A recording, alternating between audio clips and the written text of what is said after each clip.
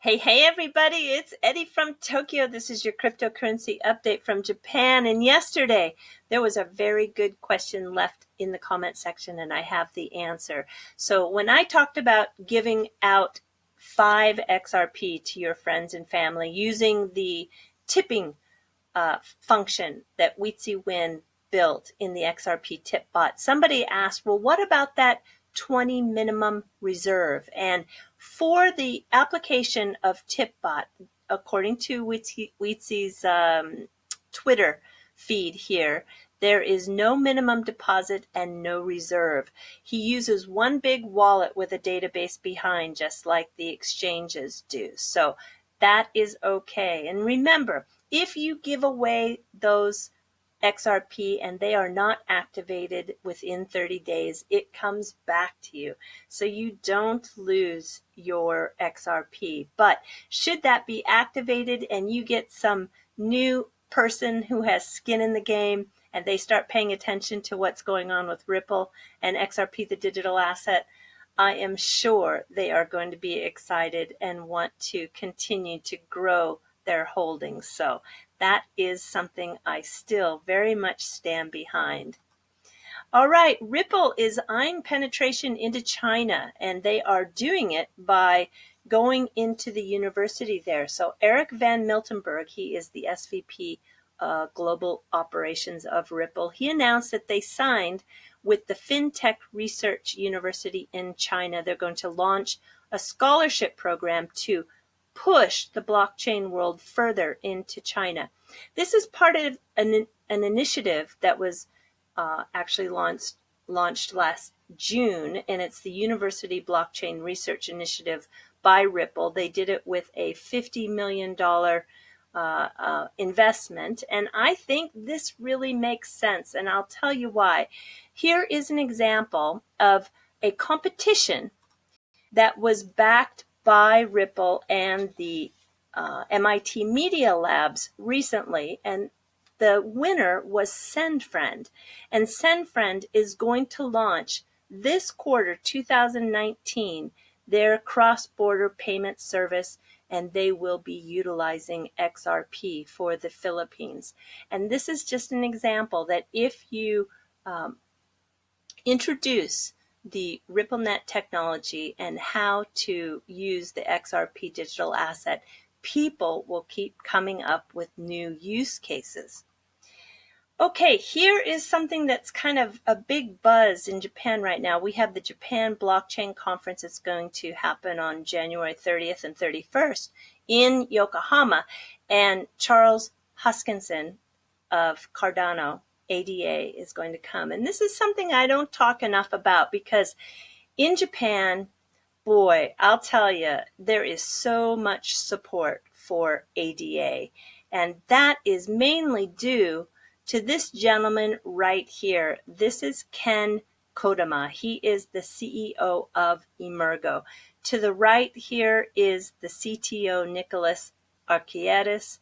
And if I come down here, you can also take a look at the CIO, Mami Singh. And because of this very sharp gentleman, the Emurgo has been very successful in growing the community of ADA here in Japan. So if you look at Cardano, they have basically 3 arms. There's the foundation, which grows the community and works with regulators. And then you have the input-output arm, which develops and maintains the protocol. And then there's Emurgo. And let me show you, they just moved into some new offices. Here you go, in Tokyo. They are in Akasaka, which is a really great part of Tokyo. And Emurgo will invest and consult in brand new talent that they find to create projects on the Cardano blockchain. And these decentralized apps and smart contracts are being developed, and there is just a lot of energy, enthusiasm, and support here in Tokyo. Here is one example of something that was just launched, wow, about a month ago. between Tokyo and Seoul, Korea, South Korea, there was a joint launch, and this is the world's first cryptocurrency card that's powered by ADA.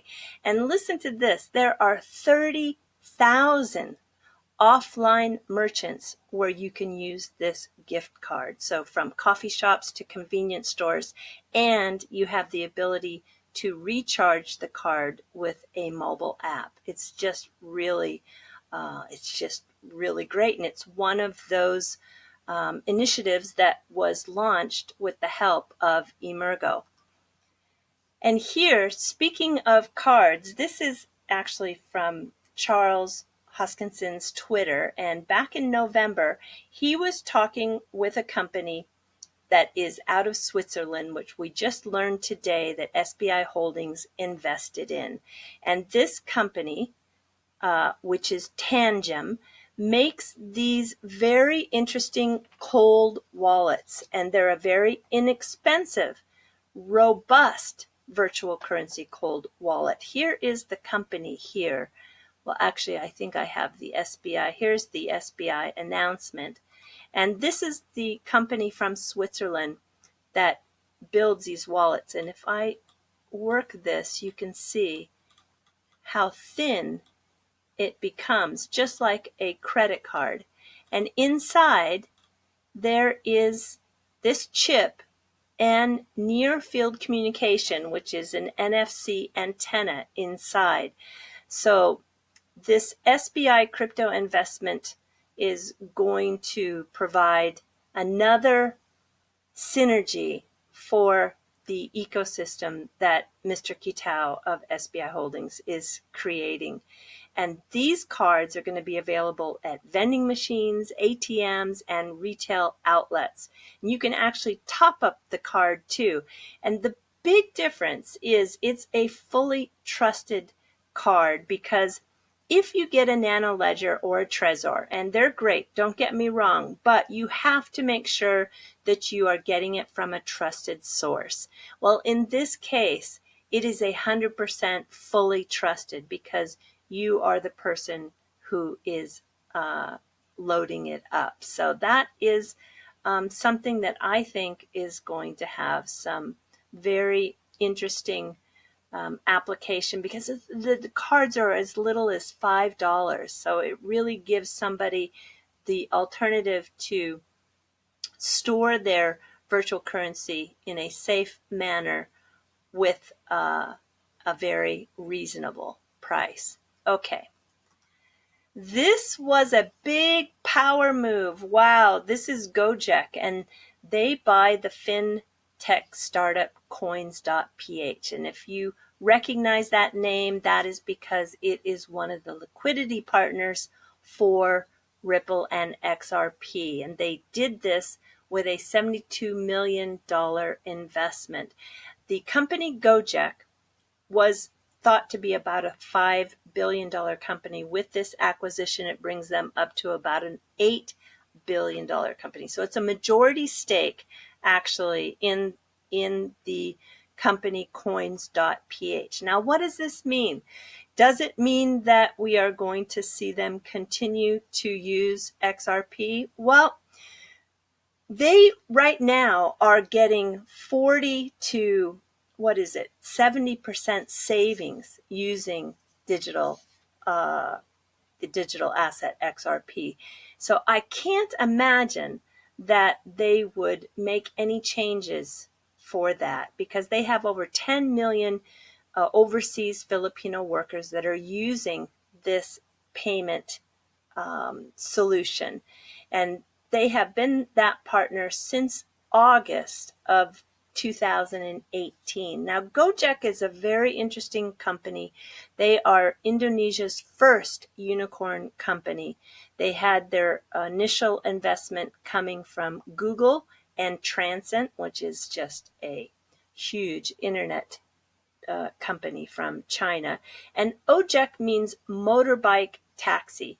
It was founded by a gentleman whose name is Nadim Makarim. He is a graduate of Brown University and also Harvard Business School. He started with just 20 drivers. He has an office in Indonesia and India now, and he has plans to expand his business into Vietnam, Thailand, Singapore, and the Philippines. So I think we really will need to pay attention on this company who purchased Coins.ph to see how it is going to affect XRP. All right, let's keep going and get to the fluff. This is a water taxi. So the Go-Jek is a motorbike taxi company in Southeast Asia, but here in Japan, we have the water taxi. This particular one is called Himiku, and it runs from the waterfront to the Sumida River around where the new fish market is and goes up to the Asakusa Temple, which is one of the major temples in Tokyo. And it's very, very, of course, modern. It was built after a very popular manga story. And here is a copy of the inside, and you can see that the interior also is very modern, keeping with the exterior design. And one of the fun things to do is to take that cruise on the Sumida River, which stretches about 20 kilometers through the city, in early summer when they have the Hotaru Festival or Firefly Festival. And Panasonic makes these small little blue LED lights, and it's called Inoriboshi in Japanese, which means prayer stars. And people will take the star or the ball, which has been charged by solar power for 6 hours, and then it keeps a 15-hour charge after that with this beautiful blue illumination, and then people let them flow freely down the river starting at sunset. So it's a very fun festival, and then people will cruise the river in these water taxis, and also to the boats that have the party boats that have the tempura on them. So anyway, this is something we can kind of see how it looks when they are floating down the river, and it just looks very beautiful. Okay, and one last thing, and that is a follow-up to the story about the Banksy art that was discovered here. And it's kind of funny. This is a picture of Koike-san. She is the governor of Tokyo. This artwork shows up in a Google Street image from 2009, which means that it's been on this floodgate in Tokyo for nearly 10 years and nobody noticed. So they have taken the artwork into protective custody now, and they are making their final inspections to determine whether it is an authentic Banksy or not. So I am very curious still to see the outcome. All right, everybody, that's all I have for you today. Do take care. Sayonara for now. Bye-bye.